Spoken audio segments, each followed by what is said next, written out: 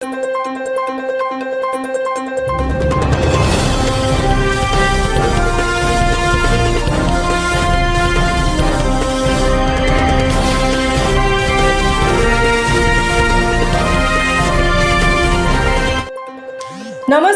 स्वागत आहे तुमचे आमच्या चॅनेलमध्ये. आवाज महामुंबईचा, शोध बातमीचा, कौल मनाचा. चला तर मग आमचे चॅनेल शेअर करा, लाईक करा आणि सबस्क्राईब करा. धन्यवाद. कासू गावात घाणीचे साम्राज्य, साथीचे रोग पसरण्याची शक्यता. पेण तालुक्यातील कासू ग्रामपंचायतीच्या हद्दीत घाणीचे साम्राज्य पसरले आहे.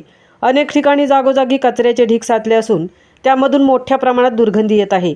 या घाणीमुळे ग्रामपंचायत हद्दीत साथीचे रोग पसरण्याची दाट शक्यता निर्माण झाली आहे. कासू, पांडापूर व पाटणी गावाच्या प्रवेशद्वारावरतीच मोठ्या प्रमाणात कचऱ्याचे ढीग साचले आहेत.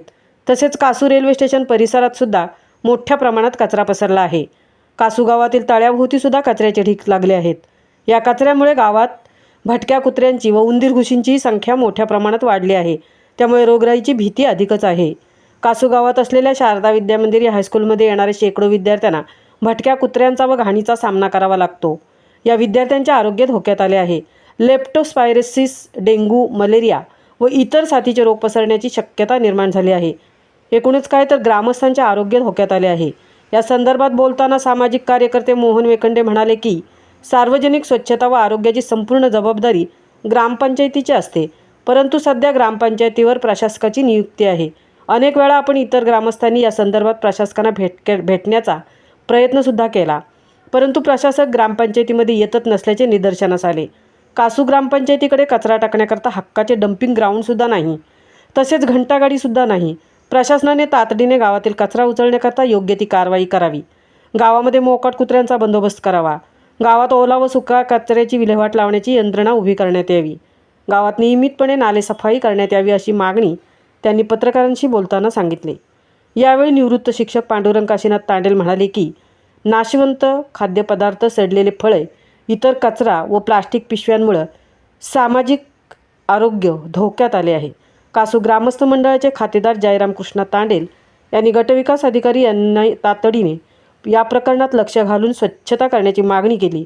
यावेळी ग्रामस्थ दत्ताराम रामचंद्र तांडेल यांनी गांधी जयंतीच्या स्वच्छता सप्ताहाच्या अंतर्गत प्रशासनाने स्वच्छता अभियान राबवून ग्रामस्थांचे आरोग्य वाचवण्याची मागणी केली. आवाज महामुंबईच्या चॅनेलसाठी धर्मेंद्र प्रधानसह तृप्ती भोईर, कासू, पेण.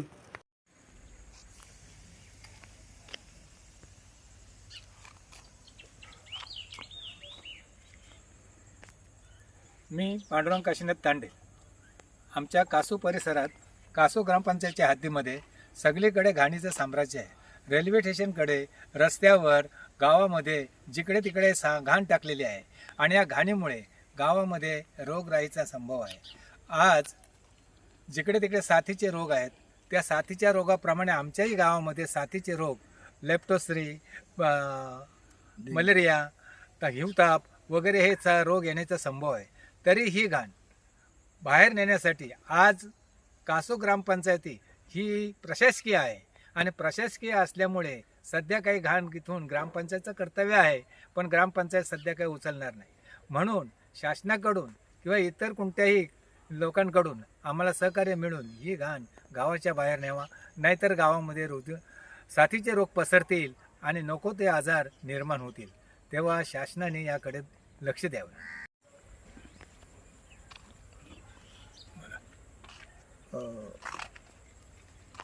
महात्मा गांधी यांच्या पदस्पर्शाने पावन झालेली ही कासूची पावनभूमी.